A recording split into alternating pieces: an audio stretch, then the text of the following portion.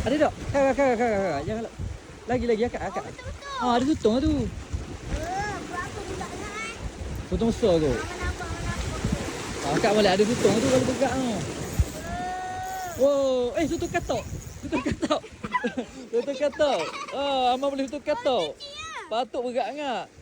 Ma, Amar baru sebut sotong katok. Boleh sotong katok lalu.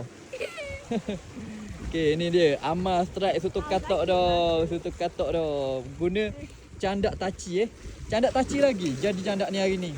Katok ke jagung ke pakak ni belaka ni. Candak taci.